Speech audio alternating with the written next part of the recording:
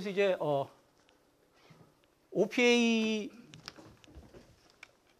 첫 번째 이게 우리 챕터에 어디에 해당하냐면은 누가 책 가지고 있냐? 줘볼래? 우리가 지금 여태까지 한 게 1과서부터 3과까지 했어. 1과 3과도 아니다. 2과까지 했어. 2과까지. 근데 이게 절반이야. 3과서부터 지금 9과까지 해야 되는데 7과 남았는데 어떻게 그걸 선생님 나머지 시간에 다 할 수 있냐? 시간이 남을 것 같아. 왜냐하면 그만큼 앞에 부분이 중요했어. 3과고 3과의 타이틀은 Sub Series Not Customer 이렇게 돼 있어. 이렇게 돼 있는데 선생님은 그걸로 이제 바꿨어. 핵심 내용이 그렇게 하는 것보다도 행정학의 주요한 핵심 개념을로 바꿔서 대중과 국민을 어떻게 규정하나 이렇게 바꿨어. 다음 요게 이제 그거 다음 시간에 다음 요거 끝나면 이제 하는 것이 공익이 무엇인가. 타이틀 다 바꿔놨어. 근데 내용은 물론 교과서에서 기초하고 있고. 그래서 이제 여기서 이제 국민이 대중이라는 것을 영어로 쓰면은 퍼블릭이야. 더 퍼블릭. 근데 이걸 이제 대중으로 번역해도 되고 국민으로 번역해도 되죠. 더 퍼블릭, 국민. 국민을 어떻게 규정하냐? 국민이 도대체 누구인가? 이게 왜 중요하냐면은 어떻게 균형하느냐에 따라서 정부의 역할이 틀려져. 국민이 누구인가? 국민을 어떻게 규정하느냐에 따라서 정부가 해야 될 역할이 틀려진다. 여기 크게 보면 우리가 이것도 이미 얘기했어.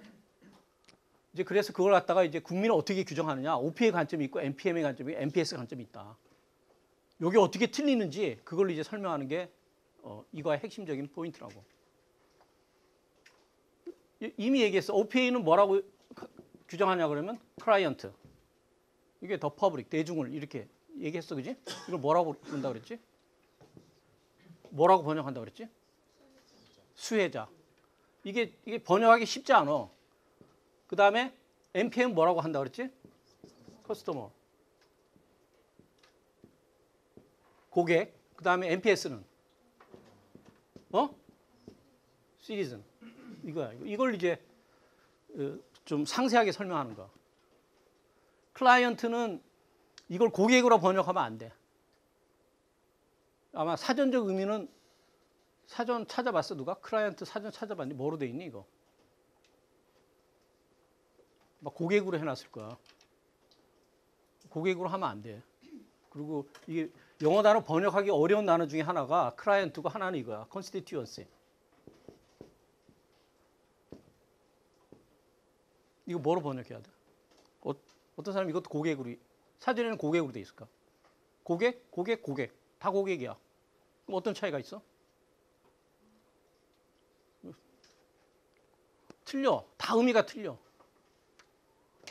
그래서 이제 우리가 이제 NPM의 관점 3개를 이제 핵심적으로 얘기한다. 그래서 첫 번째 가면은 이제 OPA에서는 대중, 더 퍼블릭, 대중, 국민을 뭐로 규정하냐? 클라이언트로 이제 규정을 해요. 클라이언트 또는 수급자. 요새 그 얘기 많이 하지, 그지? 복지 서비스 수급자가 누구냐? 수혜자가 누구냐? 그게 클라이언트야.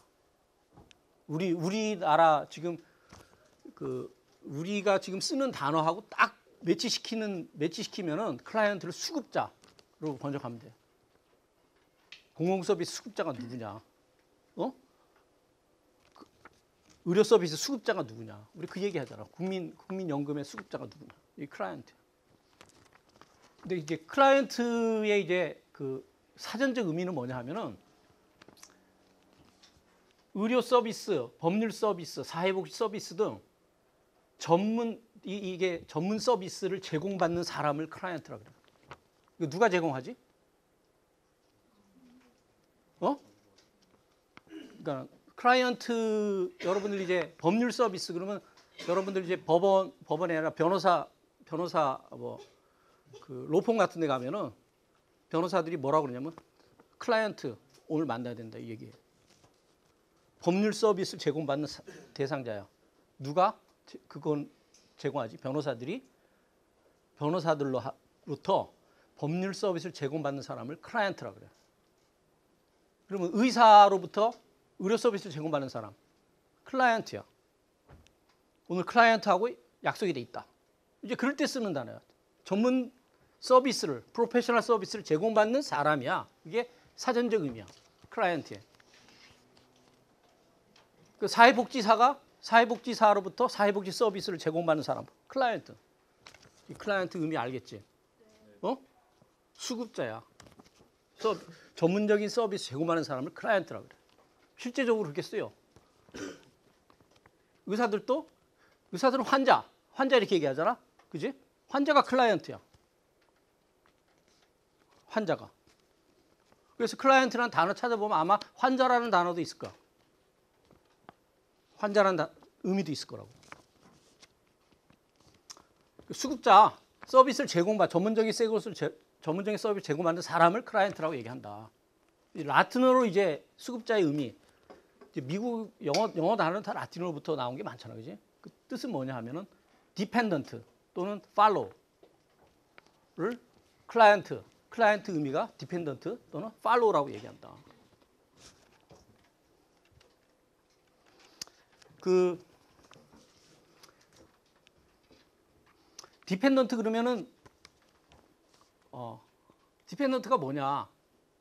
종속된 사람 이렇게 얘기했는데 저걸 이제 그냥 그대로 번역한 거고 조금 더 이렇게 약간 좀 이제 그 각색을 해서 다시 번역하면은 피부양자라고 얘기할 수 있어.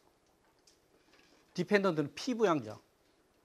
여러분들이 이제 해외 미국이든 영어권에 있는 나라에 여러분들이 이제 어플라이를 하잖아. 그러면은 당신은 디펜던트가 몇 명 있느냐 이거 물어봐. 그 말은 뭐냐면 디펜던트가 몇 명 있느냐 물어봐. 그 디펜던트 뜻이 뭐니? 피부양자라는 의미야. 그러면 선생님 입장에서 피부양자가 누구냐면은 와이프, 애들. 이 피부양자. 디펜던트. 알겠지? 디펜던트의 의미가 그런 거라고. 종속된 사람보다는 피부양자. 그다음에 그러면 이제 피부양자가 있다 그러면은 누가 있는 거지? 부양자가 있는 거지, 그지? 그러면 클라이언트가 피부양자라 그러면은 부양자는 누구야? 여기서는 대중이 클라이언트라 그러잖아. 대중이 클라이언트잖아, 그지? 피부양자지. 그러면 부양자는 누구니? 정부지. 정부가 부양자가 되는 거지.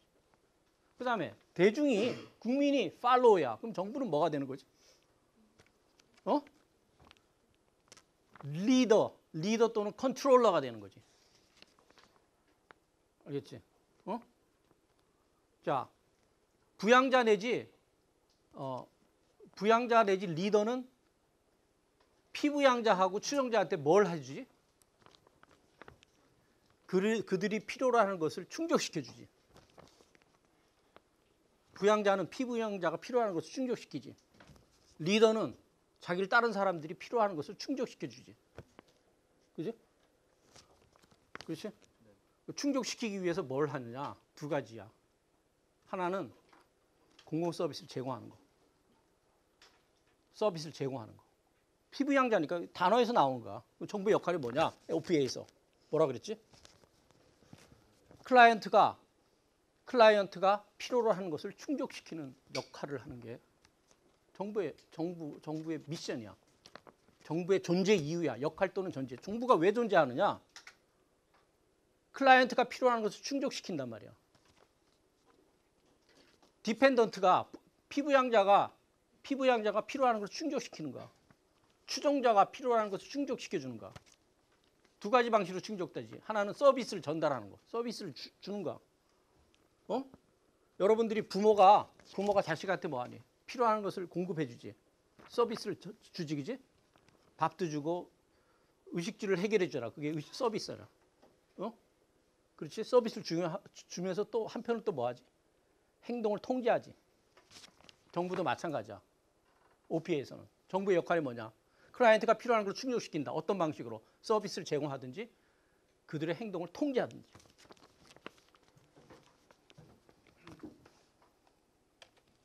자, 정부와 대중 간의 관계, 정부와 대중, 정부와 국민 간의 관계. OPS는 어떻게 보느냐? 후견인가? 피후견인. 또는 부모와 자식. 또는 지도자와 추종자의 관계로 이해한다. 저 앞에서 하는 역할이 뭐지? 후견인, 부모, 지도자가 하는 일은 뭐지? 피후견인, 자식, 추종자가 필요한 것을 공급해준다. 필요한 것을 충족시켜준다. 니드를 충족시켜주고 니드나 디자이어, 필요나 욕구를 충족시켜주는 역할이에요. 어떤 식으로? 두 가지 방식으로 주로 하지. 서비스를 제공하든지 아니면 행동을 통제하든지. 그래서 이걸 갖다가 주로 이제 뭐라고 쓰냐 하면은 OPA에서의 관계, OPA에서 전통적 행정에서 정부와 대중 간의 관계를 갖다가 후견인, 피후견인. 그래서 이거 영어로 쓰면은 페이트론, 클라이언트 이렇게 쓴다고.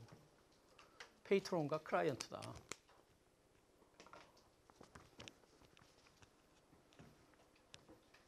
이렇게 얘기를 할 수가 있다 이거지.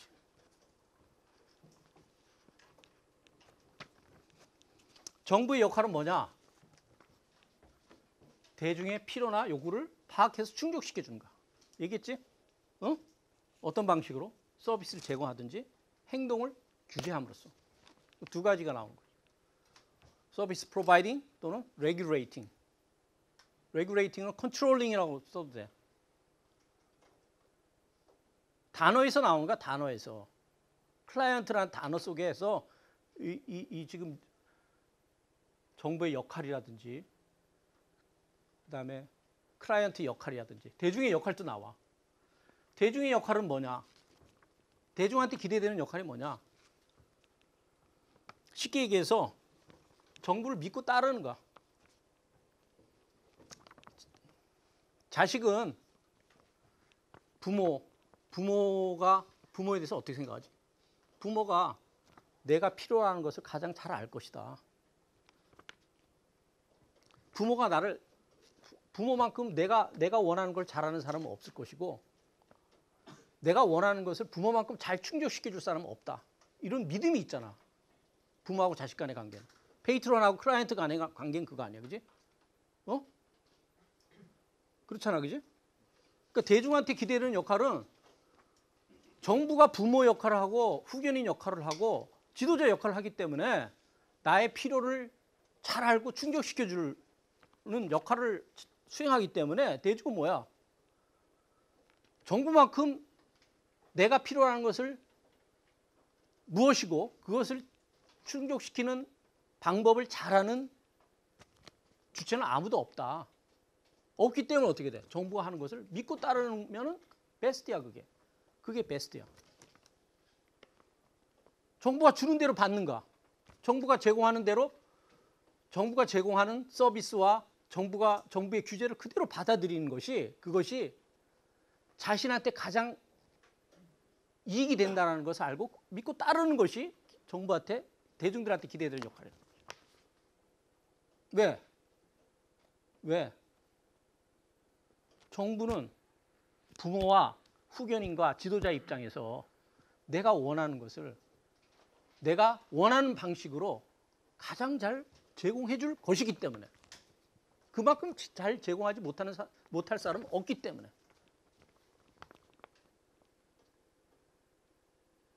그래서 전통적 행정에서는 정부 관리들은 어떤 태도를 가지고 있냐면은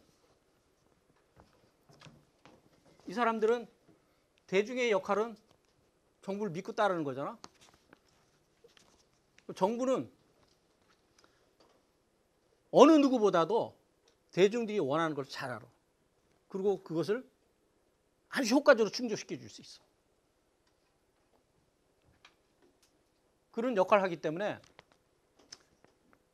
전통적 행정에서 정부의 관리들은 어떤 태도를 가지냐면은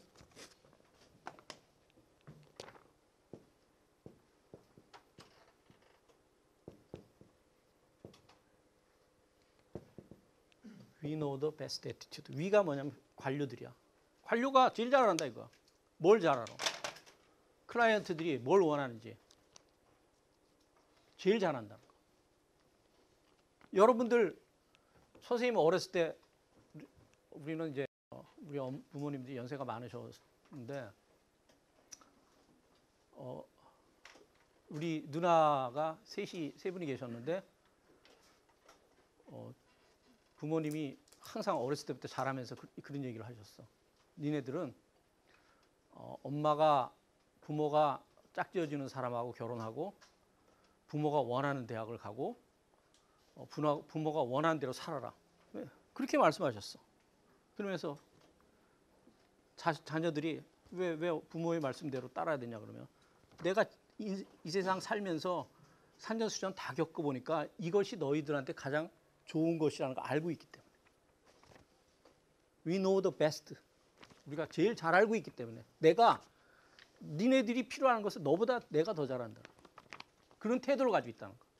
전통적 행정에서 관료들은. 그리고 그런 태도에 따라서 하니까 그런 태도를 갖고 클라이언트가 필요한 것을 충족시켜 주니까 클라이언트의 기대 역할은 뭐야? 믿고 따르는 거. 그걸 갖다가 우리가 허시만 얘기했지? 허시만이 쓴 책이 있는데 이거는 이제 이런 거는 이제 그 교과서에 없는 내용들이야. 보이스 이퀄러티인가 아니야. 로이얼티 보이스 이렇게 돼. 이건 순서는 잘 모르겠어. 헷갈리는데 썼는데 허시만이 용어를 쓴다 그러면은 클라이언트들 대중들한테 기대되는 역할은 뭐야? 로이얼티야. 정부를 믿고 따르면 되는 거야. 믿고 따르는 것이 대중들한테 기대되는 역할. 로이얼티. 알겠냐? 그 다음에 이제 대중의 정부 통제의 수단. 대중이 정부를 통제하는데 수단은 뭐지? 그러면 무조건 믿고 따르느냐? 잘못했을 경우 어떻게 해? 믿고 따랐어. 그리고 관료들이 규정하는 공공 서비스를 관료들이 제공하는 방식대로 받아들였어. 그런데 문제가 생겼어. 불만이 생겼어. 어떻게 하냐? 어필할 수 있는 절차는 누구한테 하지? 관료들한테 직접 하는 게 아니라 내가 뽑은 선출직 공직자한테 달려가서 야, 왜 공공 서비스가 이 정도밖에 안 돼? 어필할 수 있는 거. 관료들한테 직접적인 통제 수단은 없어. 직접적인 통제 수단은 없어. 선거를 통해서 대중들은 선출직 공직자를 통제하고 선출직 공직자는 임명권을 통해서 임명직 공직자를 통제하는 그런 식으로 이렇게 사슬이 연결돼 있어. 그래서 그걸 Chain of Democratic Control, 민주적 통제 사슬이라고 그래. 퍼블릭은 일렉티드를 뭘 통해서 통제한다고? 선거를 통해서 통제하고, 일렉티드는 어포인티드를, 임명직 공직자를 임명권을 통해서 통제하는 거. 그래서 결국은 어떻게 돼? 대중은 선거를 통해서 통제할 수 있는 선출직 공직자를 통해서 간접적으로 얘를 통제하는 거지. 직접적인 통제 수단은 없다 그랬어. 그때 얘기했어, 그지? 이미? 직접적인 통제 수단은 없다 그랬어. 그리고 얘 입장에서 봤을 때는 직접적으로 책임지는 사람은 누구야? 일렉티드 오피셜. 얘가 아니라 그랬어. 간접적으로 얘를 통해서 얘에 대해서 얘한테 간접적으로 책임지다 그랬어. 통제도 거꾸로지. 통제도 일렉티드를 통해 가지고 얘를 통제하는 거야. 그러니까 어포인트드에 대해서 직접적인 통제 수단은 없어. 선거를 통해 당선된 선출직 공직자를 통해서 임명직 공직자를 간접적으로 통제한다. 기본적인 통제 수단은 뭐지? 일렉션이야, 일렉션. 선거를 통해서. 불만이 있으면은 관료들이 공급한 공공 서비스든지 규제에 대해서 불만이 있으면은 4년마다 한 번씩 열리는 선거를 통해 가지고 선출직 공직자들한테 자신들이 원하는 것을 투영을 하는 거야. 그러면 그 미션을 받고 선출직 공직자는 법을 통해서 법을 제정하고 법을 통해서 그 다음에 임명권을 통해 가지고 임명직 공직자를 통제를 하는 거야. 논리가 어떻게 되는지 알겠지? 어카운터빌리티도 얘기했어, 그지? 1차적인 책임은 일렉티드 오피셜에 든다 그랬어. 그걸 거꾸로 얘기하면 통제가 돼버리니까 어카운터빌리티를. 그때 얘기했어. 1차적인 책임은 선출직 공직자한테 지고 관료들의 책임의 대상은 선출직 공직자를 통해서 간접적으로 대중한테 진다 그랬어. 그걸 이제 통제 측면에서 봤을 때 대중이 통제하는 건 뭐니? 거꾸로 해서 선거를 통해서 선출직 공직자를 직접적으로 통제하고 선거를 통해서 당선된 선출직 공직자를 통해서 임명직 공직자를 간접적으로 통제하는 거야. 논리적이지? 왜 직접적인 통제? 직접적인 통제 수단이 뭐니? 이걸 첫 번째 여기 했는데 직접적인 통제 수단은 극도로 제약하고 있어. 직접적인 통제 수단이 시민 참여지. 시민들이 정책을 집행하는 과정에서 시민들의 참여를 막고 있어. 전통적 행정은 그거를 굉장히 싫어해. 시민들이 관료들이 법과 정책을 집행하는 과정에서 시민들이 참여를 통해서 개입하는 것을 굉장히 부정적으로 바라봐. 왜 그러냐? 왜 그럴까? 행정 비효율성을 낳기 때문에. 첫 번째 이유. 두 번째 이유가 있어. 시민들은 참여할 때 어떻게 되지? 이익집단의 형태로 참여하지. 자, 얘네들이 지금 퍼블릭이 일렉티드를 뽑았어. 얘네들이 법과 정책을 제정을 했어. 그지? 법을 제정하고 얘는 집행하지. 그지? 얘는 법 제정을 하고 집행했어. 그지? 이 법은 뭘 담고 있다 그랬지? 국민의 의지를 담고 있다 그랬어. 국민의 의지가 뭐지?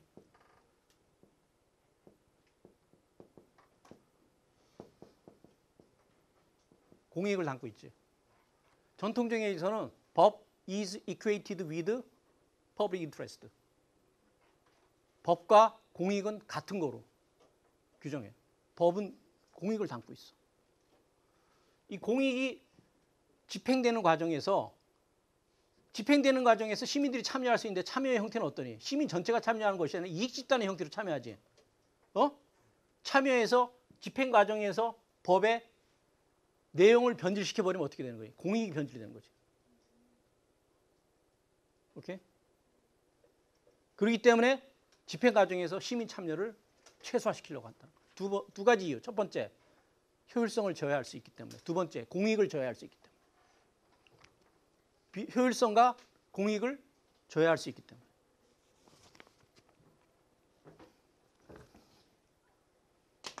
그냥 이 사람들이 그냥 대충 이렇게 얘기하는 게 아니야. 나름대로 다 논리가 있어, 이게. 전체 아구가 있어. 이게 다 하나씩 아구, 부분들이 다 아구가 맞아서 떨어져.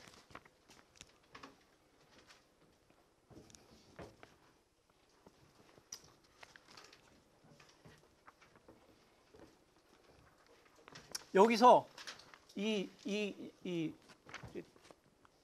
논리가 성립하려 그러면 있잖아. 이 논리가 성립하려 그러면은 가장 뭐가 전제가 돼야 될까? 그게 전통적 행정의 한계야. 어떤 게 성립해야 될까? 여러 가지가 있어. 근데 첫 번째는 뭐냐면은 일렉티드 오피셜이 법을 제정하는데 법을 공익을 담다. 국민의 의지를 담는 거라 했지. 국민의 의지를 안 담으면 어떻게 할 것인가? 이게 한계지. 국민의 의지를 안 담. 그래서 일렉티드 오피셜들이 국민의 의지를 담는 것이 아니라 이익 집단에 굴복한단 말이야. 압력에 굴복해서 이익 집단의 이익을 담아버린다. 그러면 어떻게 돼? 이 전통적 행정 와글이 무너져 버리는 거야. 그렇지? 그걸 지적한 사람들이 누구냐? 누구야? 신행정학이야. MPA. 그렇기 때문에 일렉티드 오피셜들이 이익 집단의 이익에 굴복된단 말이야. 굴복되기 때문에 관료들이 우리가 책임지고 해야 된다는 거지. 그게 신행정학. 우리가 책임져야 된다. 우리가 사회 형평을 가치 형성에 직접적으로 개입해야 된다. 가치를 만들어 나가야 된다는 거지. 관료들이 책임을 지고. 관료들이 일렉티드 오피셜한테 맡길 수가 없다라는 거야. 왜냐? 그 사람들이 이익 집단의 먹이가 돼 있기 때문에 먹이가 되지 않고 정말로 자기네들이 법을 제정하는 것이 국민 전체의 이익을 반영하면은 관료들이 나설 이유가 없지. 그렇지만 현실은 그렇지 않다는 거지. 그러면서 이제 그 당시에 이제 미국의 정치 형태가 뭐라고 얘기했지? 정치 형태를 당시에 지금도 마찬가지야. 근데 그 당시에 이제 극성을 부렸는데 MPA가 이제 대두될 때 그 당시에 미국을 정치 형태를 규정하는 단어 다원주의, 플루럴리즘. 플루럴리즘이 바로 정책이라는 것은 이익 집단의 이합 집산을 통해서 정책이 만들어진다는 거. 이익 집단 간의 경쟁과 협력을 통해서 정책이 만들어진다는 거. 이익 집단은 정책이라는 것은 이익 집단의 상호작용의 산물이라는 거야. 그게 이제 미국 정치를 규정하는 기술이자 이론이야. 지금도 마찬가지야. 미국의 정치 형태를 가장 잘 기술할 수 있는 그 단어 또는 이론이 플루럴리즘이야. 플루럴리즘. 그런 상태에서 단순히 행정가들이 어포인티드 오피셜들이 법을 능률적으로 집행하는 것을 만족해서는 안 된다는 거지. 우리가 나서야 된다는 거. 우리가 나서야 된다는 거. 우리가 나서서 가치 형성, 정책 개발에 참여해야 되고 그 정책 개발은 민주적 가치와 규범을 담아야 된다는 거. 그것이 MPS로 넘어오는 거지. 됐어? 됐어?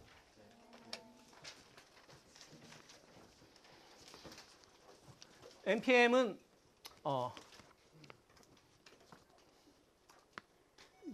이게 이제 NPM이 이제 그 경제적 관점을 통해서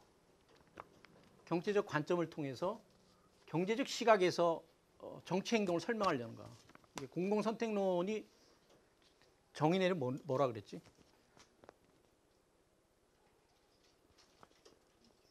한마디로 정의 내리면 비시장적 행동을 미시경제학 개념을 활용해서 기술하고 설명하는 거. 그대로 지금 NPM이 그 뿌리 중에 하나가 MPS 퍼블릭 초이스 아니야. 그러니까 경제적 관점에서 정부나 대중의 행동을 설명하려고 그래. 그렇기 때문에 대중이나 국민을 여기서는 뭐로 보느냐? 전통적 행정학에서는 대중을 퍼블릭을 뭐라 부르나? 클라이언트라고 부른다 그랬지. 근데 여기서 뭐니?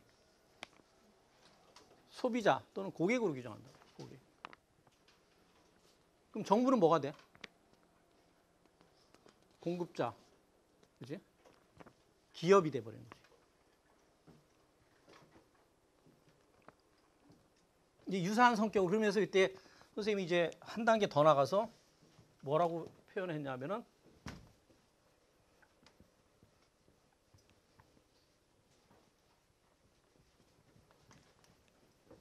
이게 다 논리야, 논리. 그냥 적당히 얘기해서는 안 되는 거야. 다 이렇게 하나하나가 있잖아. 빈틈없이 연결돼 있어. 그게 이론이야. 시장에서 시장에서 기업이 있지. 시장에서 기업이 소비자한테 서비스를 제공하지. 시장에서 기업의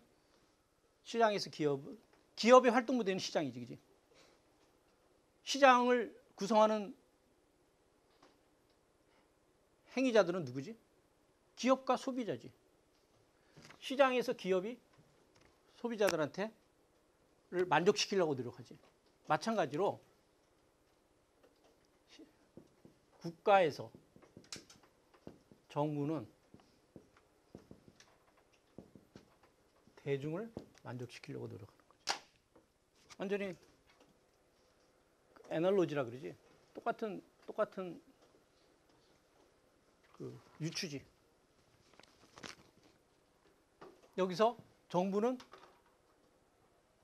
기업과 대비할 수 있고 대중은 소비자, 고객과 대비할 수 있는 거죠.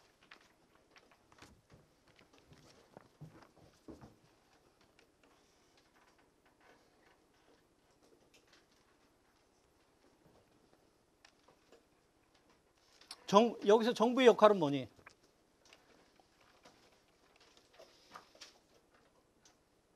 그리고 정부와 대중 간의 관계. 대중 간의 관계는 뭐가 되지?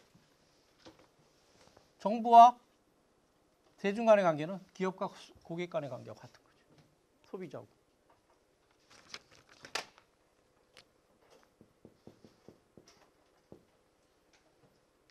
시장에서 기업이 고객을 만족시키려고 노력하듯이 국가의 정부는 대중을 효용을 극대화시키고 대중을 만족시키려고 노력해야 된다는 거지. 그 정부의 역할이 거기서 나오는 거지. 정부의 존재 이유가 뭐니? NPM에서는. 존재 이유가 정부 역할이라는 것은 존재 이유야. 정부가 왜 존재해야 되느냐? 왜 정부를 하필 둬야 되느냐? 고객 만족이야. 고객의 효용 극대화시키기 위해서. 효용을 극대화시키기 위해서 정부는 존재한다.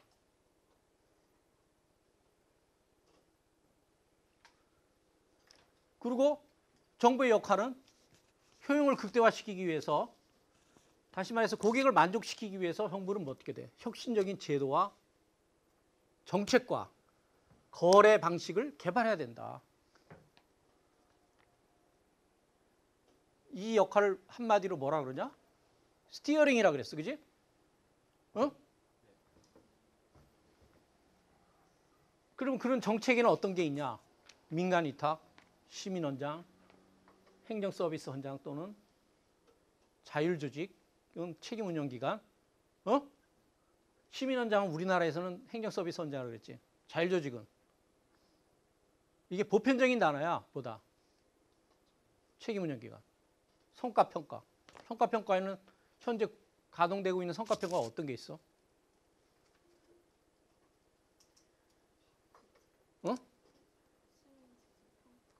뭐 그런 것도 있는데 제도로서 정착되어 있는 거 있잖아.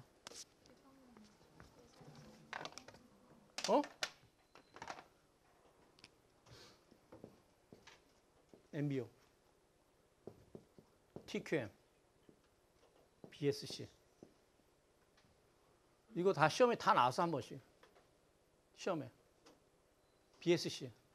이게 요새는 하도 문제를 다 우려먹어서 그런지 나온 게 또 나오고 그래. BSC. 이게 다 성과평가 제도야.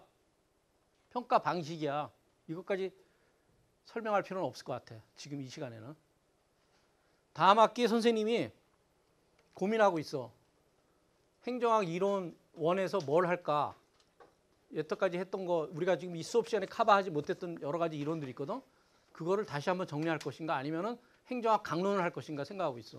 강론을 하게 되면 이거 할 거야. 강론은 조직 관리, 매니지먼트야. 다. 매니저, 조직 관리, 인사 관리, 재무 관리 쭉 들어가. 그런데 이 강론들이 우리가 여태까지 얘기했던 총론하고 이렇게 따로 노는 게 아니야. 현재 교과서들은 다 따로 노는 거로 기술해놨어. 각자 놀아. 근데 그게 하나로 다 연결시켜 버릴까 내가. 총론하고. 그럼 이제 고객의 역할은 뭐냐? 고객의 역할은 뭐지? NPM에서 고객은 뭐야? 대중의 역할이 뭐냐? 여기서 대중이지, 그지? 대중의 역할은 뭐냐? 고객처럼 행동하면 되는 거지. 시장에 고객처럼 행동하면 되는 거야. 고객이 어떻게 행동하지? 자기 이익만 추구하면 돼, 그지? 사익 추구. 그래서 NPM에서 개인을 어떻게 보지? 개인을 rational, self-interested, utility maximizing. 딱 이게 나와야 돼, 그냥. 팍 나와야 돼. 그냥 나와야 돼. rational, self-interested, utility maximizing. 하다고 가정하잖아, 그지? 그게 뭐니? 시장에서 고객이 하는 고객한테 기대하는 거지. 개인은 시장에서 고객, 여기서 대중의 역할, 대중은 어떤 역할을 해요? 레셔널 하면 되고, 셀프 인터레스트 하면 되고, 유틸리티 맥시마이즘 하면 돼. 그 말은 뭐냐? 다른 거 신경 쓸 필요 없다는 거야. 내가 그렇게 행동하고, 레셔널하고 셀프 인터레스트하고 유틸리티 맥시마이징에 내가 몰입함으로써 내 동료가 기회를 놓치든지 그렇게 해서 정부가 파산이 되든지 이런 거 쓸 필요 없다는 거야. 그거는 눈에 보이지 않는 손에 의해서 아담 스미스 눈에 보이지 않는 손에 의해서 자연스럽게 그런 자본들이 규제된다.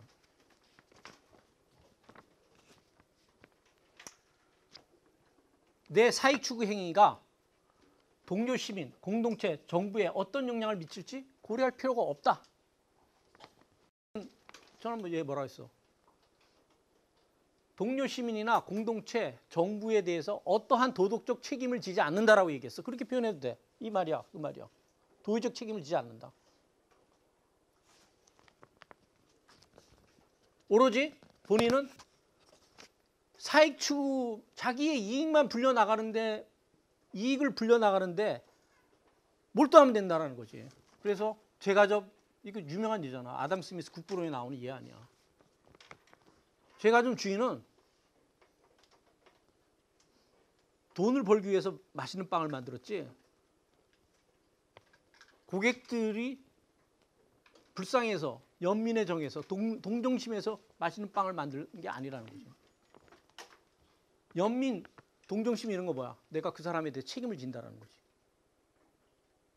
그런 거 아니라 이거야. 그 사람이 불쌍해서. 너무 안 돼서 내가 맛있는 빵을 만든 게 아니야.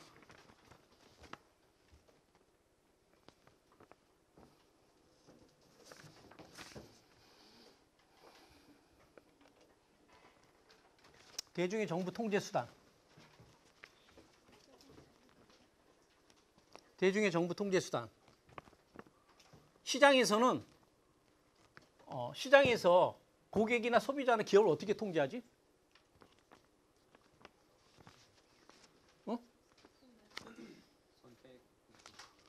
상품 매수권 가지고 선택하잖아. 그치? 상품 매수권. 마음에 안 들면 안 사면 되잖아. 그지? 불매 운동하고 딴 데 가면 되잖아. 그러면 고객을 끌어들이기 위해서 기업은 어떻게 해야 돼? 고객을 만족시키려고 노력하는 거지. 통제권이 상품 매수권이야. 그런데 NPM에서 똑같지, 그지? 서비스 선택권을 통해서 대중은 정부를 통제하는 거지. 서비스 공급자를 통제하는 거지. 그지? 그걸 갖다가 허쉬만의 단어를 쓰면 뭐지? 엑싯. 엑싯을 통해서 통제하는 거. 엑싯. 그지? 안 되면 나가면 돼.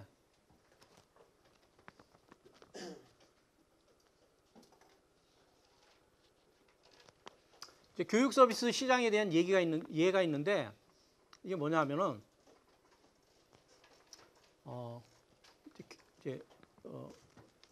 학교를 학부모하고 그 어떤 특정 지역에 학교가 있어.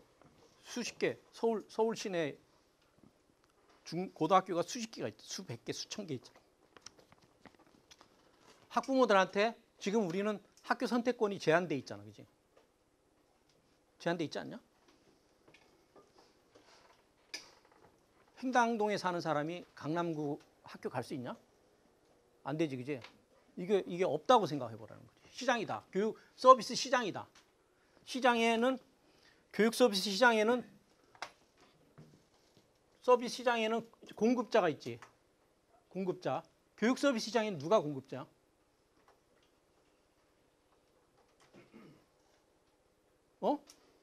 교육 서비스 시장에는 누가 공급자니?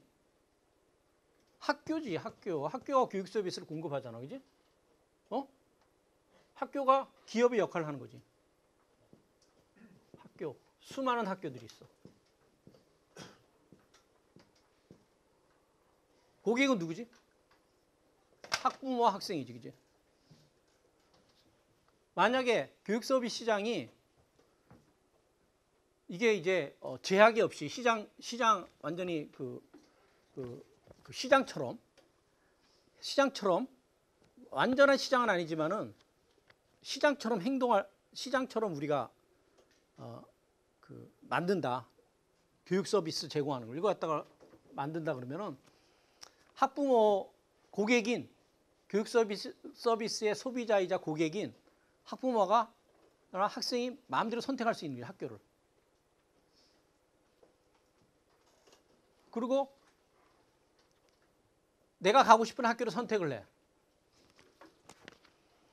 그러면 이제 학교는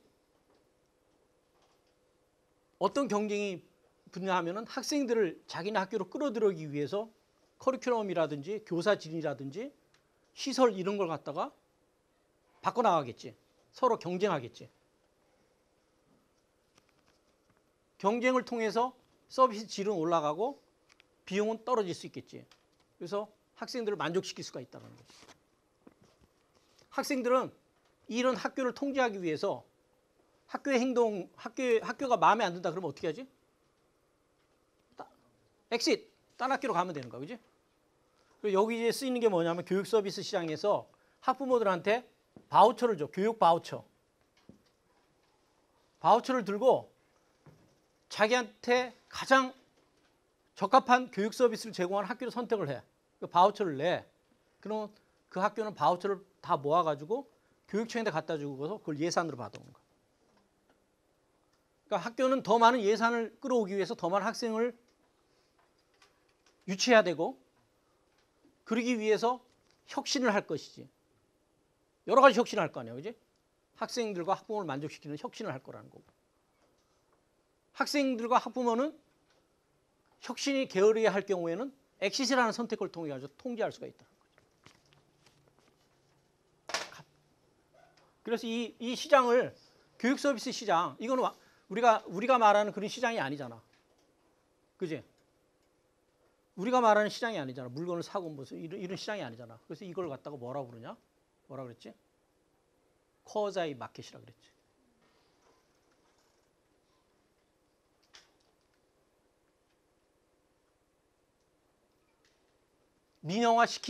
민영화시켜버리면 어떻게 돼? 완전히 시장으로 넘겨버리는 거고, 그지?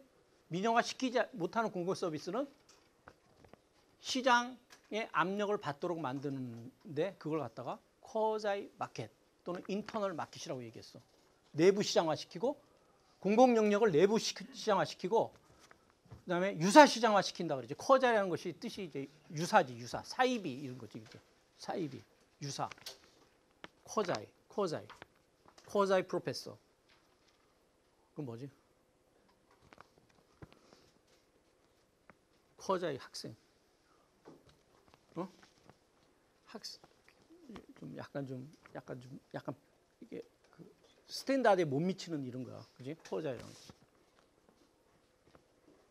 민영화시키고 남는 공공 부분의 영역은 유사 시장화시킨다라는 말은 공공 부분에 제공하는 공공 서비스가 시장 압력을 받게 만든다라는 거. 그럼 이게 공공 서비스, 교육 서비스를 쿼자이 마켓으로 만든 거지. 유사 시장화 시킨 거란 말이야. 그래서 이게 왜 유사니? 완전 시장은 아니니까. 완전 우리가 알고 있는 그런 경제 시장이 아니니까. 민영화되면 어떻게 되지? 코자의 마켓을 마켓화 시키는 거지. 마켓타이제이션이죠. 시장화 시키는, 이거는 유사 시장화 시키는 거는 공공 부분이 서비스를 제공하는데 경제 시장이 서비스를 제공하면서 받는 시장 압력을 그대로 받게 만들겠다라는 거예요. 이해되니? 어? 조금 이제 우리가 조금 좀 약간 부연하고 있어, 그지? 앞에 부분은 너무 1과 2가가 양은 적지만은 사실 그게 지금 다 들어가 있어.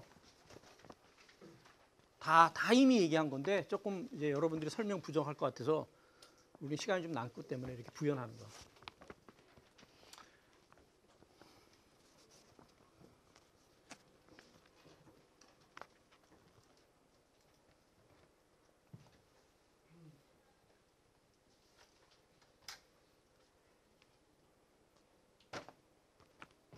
NPM의 핵심 용어는 고객 서비스야.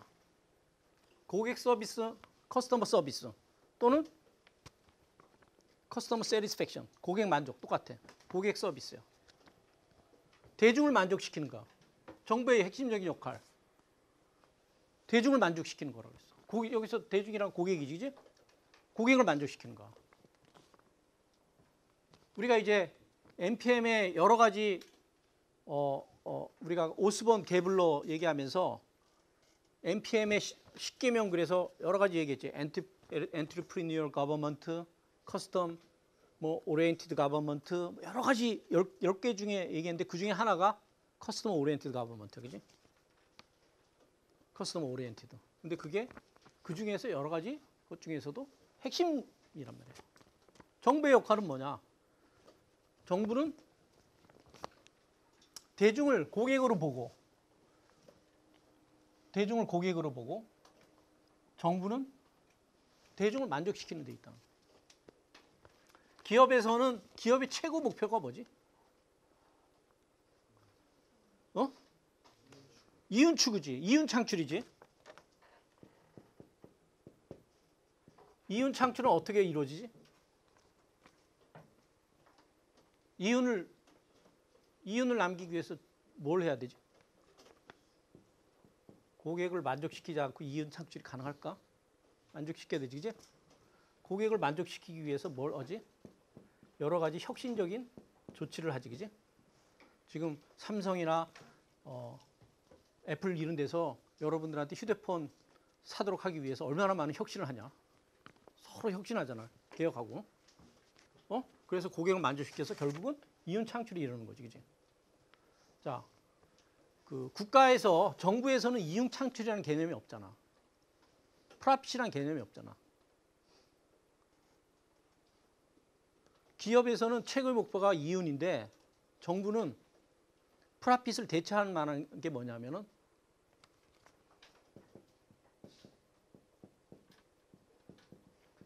서비스 목표치야.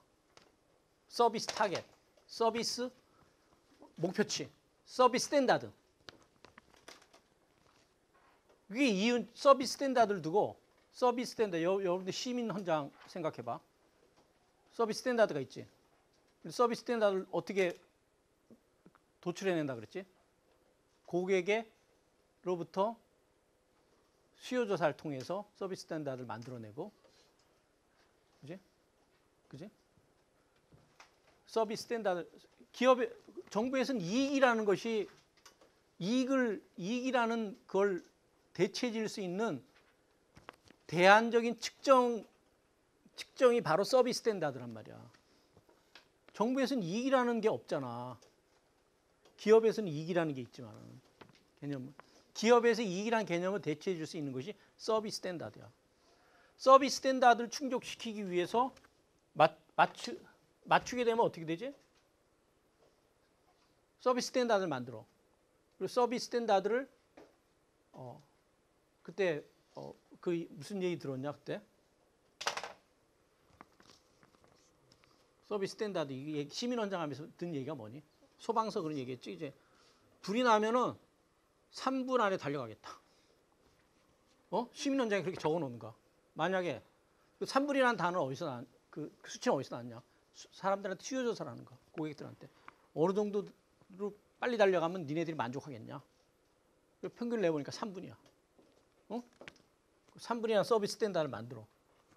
서비스 목표치를 만들고 그것을 이룩하기 위해서 여러 가지 제도를 만들어. 혁신을 해. 그래서 근데 충족이 안 되면 어떻게 된다 그랬지? 구제 절차를 둔다 그랬지. 결국은 서비스 목표지나 이윤 창출은 뭐가 없으면 이거를 고객을 만족시키지 않고서는 이거를 얻어낼 수가 없어. 이윤 창출도 그렇고 서비스 목표치도 그렇고 민간 부분이 지향하는 이윤 창출이나 공공 부분이 지향하는 서비스 목표치는 고객 만족을 통하지 않고서는 도달할 수 없다 이거지.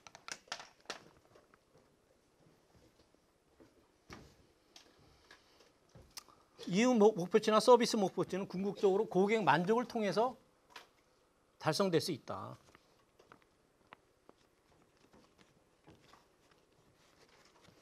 그렇기 때문에 이 고객 만족이라는 것이 NPM에서 10가지 원리 중에서 그 중에서도 그래도 제일 중요한 원리가 고객 만족이라고 얘기할 수 있다는 거죠.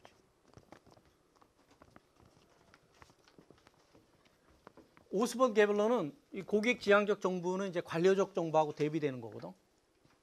관료적 정부, 전통적 행정의 관료적 정부하고 대비되는데 관료적 정부보다 우수하다. 어떤 면에서 우수하냐? 혁신. 고객을 만족시키려면 혁신을 해야 되지, 그지? 그 다음에 비용적인 측면. 비용도 떨어뜨려야 되지. 고객 지향적으로 고객을 만족시키려면 비용도 떨어뜨리고 비용도 떨어뜨리고 혁신도 해야 되고 만족을 시켜야 되고 고객 서비스 이거 뭐 같은 단어네, 그지? 혁신이나 비용, 책임성 측면에서 유리하다는 거지. 책임성 측면에서.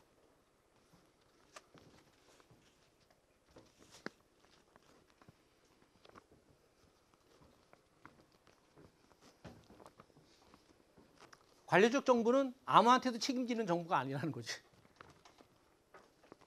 아무한테도 책임지지 않을 수가 있다는 거. 여기서 아까 얘기했듯이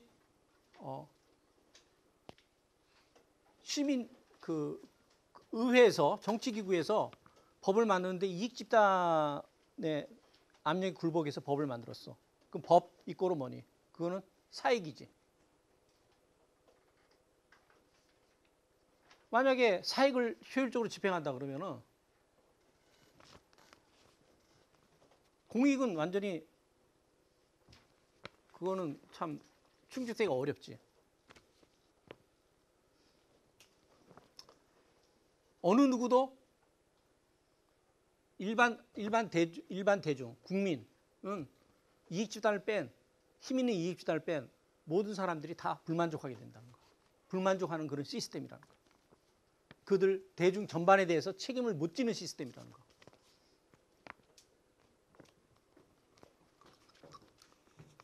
선거라는 제도를 통해 가지고 선출직 공직자를 통제할 수 있어. 그렇지만 선거라는 제도 자체도 굉장히 불완전하다.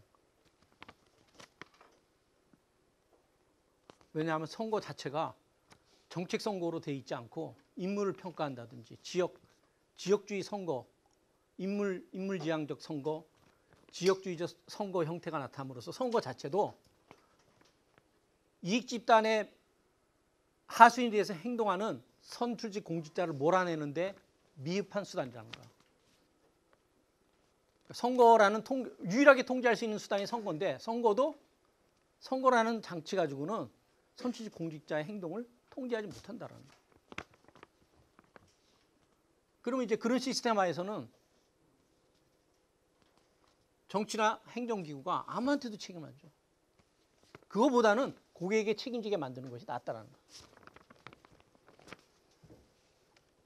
왜냐하면 NPM에서는 고객한테 액시스를 통해 가지고 정부를 몰아세울 수 있고 정부의 행동을 제약할 수 있는 수단을 주기 때문에. 근데 이제 이 고객지향적 정부 구현이 책임성 측면에서 오스본 게블러가 얘기한 것처럼 책임성 측면에서는 전통의 행정보다는 진일보한 것이라고 얘기할 수가 있어. 진일보.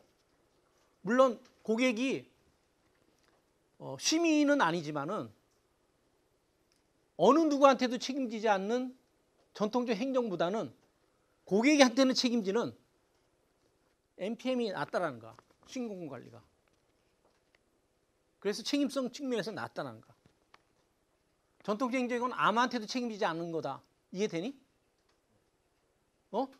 왜 무책임한 결과를 양산할 수 있냐 하면은 첫 번째, 선거라는 제도를 통해서 유권자들이, 대중이 악당인 정치인을 몰아낼 수가 없다. 이해돼? 이해돼? 왜? 선거 자체가 여러분들이 누구 뽑을 때 여러분들이 저 사람이 4년 동안에 어떤 정책을 했고 그 정책이 어떤 영향을 줬는지를 평가하고 뽑는 사람 여기 누가 있어? 여러분들 다 어떻게 뽑아? 제가 경상도 출신이니까. 제가 새누리당 출신이니까. 그러니까 선거가 정책 선거로서의 기능을 상실하고 정당 선거, 지역 선거가 돼버렸다라는 거야. 선거가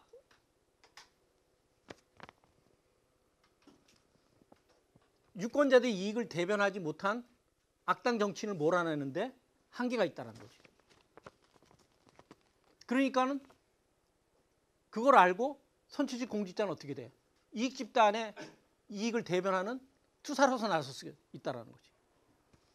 이익 집단을 대변함으로써 이익 집단하고 결탁해서 자기네들이 얻을 건 다 얻고 그러면서 선거에 당선돼서 재선될 수 있다는 거야. 그렇게 되면 그런 시스템은 어떻게 돼? 어느 누구한테도 책임지지 않는 시스템으로 가는 거지. 이익 집단, 힘 있는 이익 집단 외에는 어느 누구도 이익이 정치 행정 과정을 통해서 대변되기 어렵다라는 거야. 그거보다는 고객 전체 시민은 아니지만은 고객이 책임지는 정부가 더 나은 책임성 면에서 낫지 않냐 이거. 그지? 이제 NPS는 하나 더 나가지. 그럼에도 불구하고 NPM은 고객은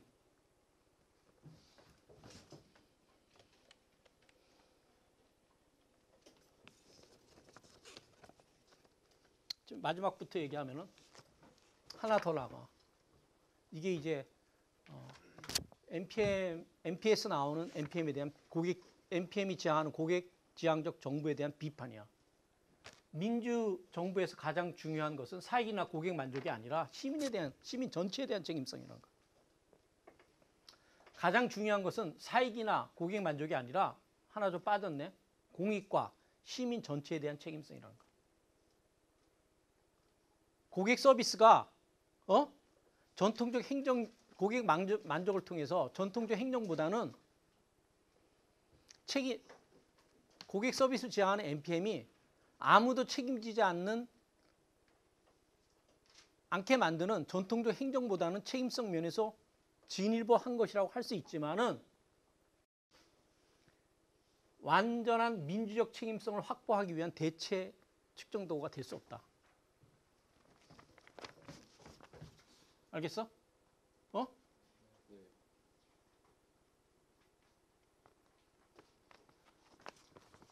오스본 게블러, ONG가 나 뭔가 했더니 이거 오스본 게블러네. 오스본 게블러가 고객지향적 정보가 책임성 면에서 전통 행정보다 우수하다고 얘기하지 마. 오케이, 그거 인정할 수 있지만은 그 정도로 만족해서는 안 된다는 거죠. 민주정부에서 더 중요한 것은 고객 만족이 아니라 시민 전체에 대해서 책임을 져야 되는 거고, 그렇기 때문에 고객 만족은 민족 책임성에 대한 책임성 여부를 판정하는 대체 측정도가 될 수 없다는 거.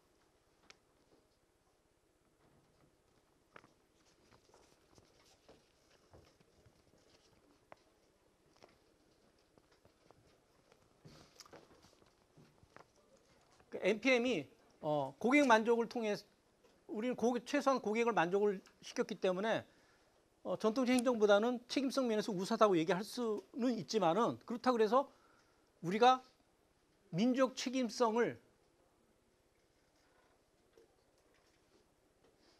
고객 서비스, 고객 지향적인 정보를 통해서 민족 책임성을 확보했다라고 얘기할 수는 없다는 거지.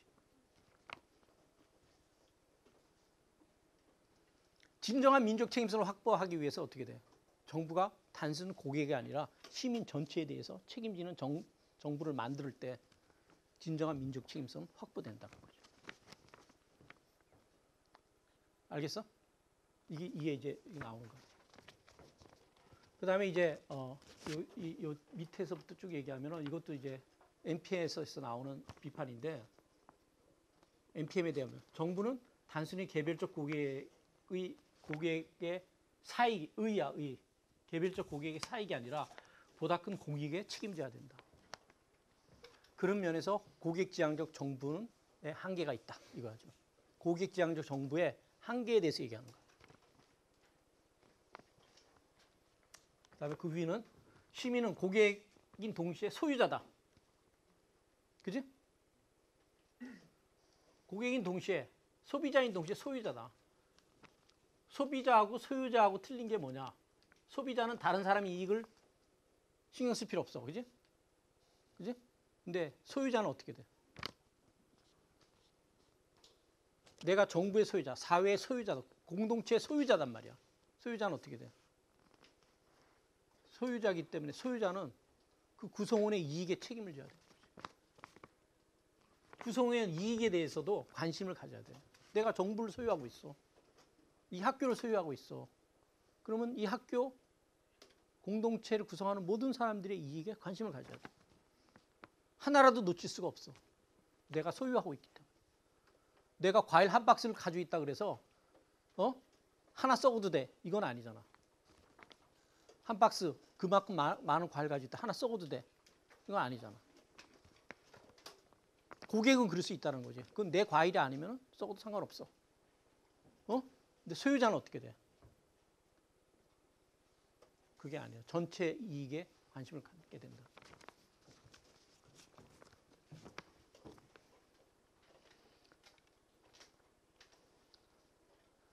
그 다음에 이제 요 앞에서 얘기했던 거는 이제 고객지향적 정부의 한계에 대해서 쭉 얘기하는데 앞에 지금 얘기했던 세 가지는 NPS 시각에서 비판이야.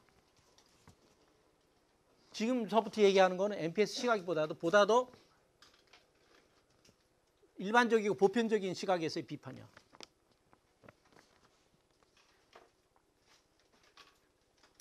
고객이 만족하기 위해서는 공급자가 여러 개 있어야 되지, 그지?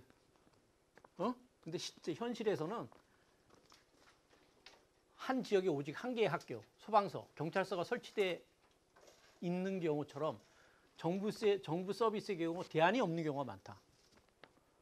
고객 지향적인 정부가 통해서 고객을 만족시키기 위해서는 공급자가 여러 개 있어가지고 서로 경쟁해야 되잖아, 그지? 근데 많은 정부 서비스 경우에는 대안이 없는 경우가 많아, 사실은. 이 동네 여기 지금 경찰서 몇 개 있어? 하나. 소방서 하나. 미국도 마찬가지야. 우리만 그런 게 아니라. 하나 있는데 이게 무슨 경쟁이냐. 경쟁을 통해서 고객을 만족시키기 위해서는 시장 압력이 작용해야 되는데 시장 압력이 작용하지 못하도록 구조화된 공공 서비스가 많다. 이거지. 이게 고객 지향적 정부를 구현시키는데 어려움이 따른다. 두 번째, 정부 서비스의 경우에는 교통 범칙금 또는 감옥에 가는 것처럼 고객이 원하지 않는 서비스가 많다. 그리고 시장 서비스는 다 우리들이 원하는 거지. 소비자들이 원하는 거지. 정부 서비스 경우에는 저렇게 교통 범칙금을 매기는 거 이것도 서비스지. 감옥 이것도 서비스지.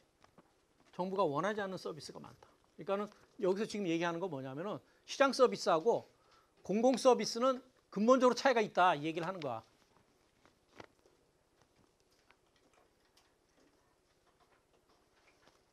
알겠어? 우리가 그 다음에 정부 서비스의 고객이 누군지를 확인하는 거 쉽지 않다. 기업 서비스, 기업 서비스, 시장 서비스, 공공 서비스가 아니라 이런 경우에는 고객이 누군지가 명확하게 확인이 돼. 그러지 않는 거 없을까 아마. 고객이 누군지를 확인하지 못하는 시장 서비스는 찾기 어려울까. 근데 정부 서비스 경우에는 고객이 도대체 누구지? 이 서비스 고객이 누구지? 확인하지 못하는 경우가 많다는 거지. 예를 들어서 지역 보건소에서 보건 서비스를 제공하는데 고객이 누구냐 이거. 지역 보건소의 고객은 보건소를 방문하는 환자, 감기, 몸살 때문에 그 환자도 고객이 될 수 있고, 건강을 위협하는 특정 질병을 갖고 있는 사람, 예를 들어서 뭐 치매, 루게릭병 걸린 사람, 이런 특정 질병 갖고 있는 사람도 고객이 될 수 있고, 의사나 간호사도 될 수 있고, 일반 대중도 될 수 있는데 누가 구체적으로 고객이냐니까. 고객이 확정이 돼야지 고객 테일러 메이드된 서비스를 제공하는데 고객을 명확히 정의 내리기가 어렵다는 거. 시장 서비스하고 공공 서비스, 시장 서비스하고 정부 서비스 하고 차이가 많다. 그래서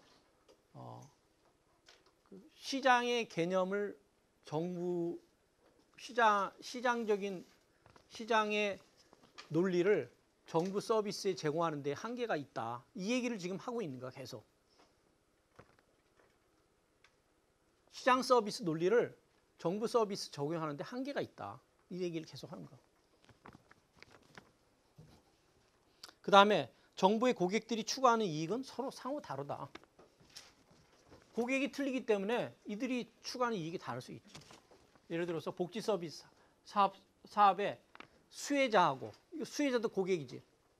복지 서비스를 돈을 대주는 사람, 납세자도 고객이지. 이들 간에 이해 충돌이 일어날 수 있지. 수혜자들은 더 많은 복지 서비스를 제공하길 바랄 거고, 납세자들은 더 많은 세금을 물게 됨으로써 복지 서비스의 확장에 제동을 갈 거고. 충돌이 된다 이거지. 네? 충돌이 되는데 시장 서비스는 저런 충돌이 안 일어난다는 거죠.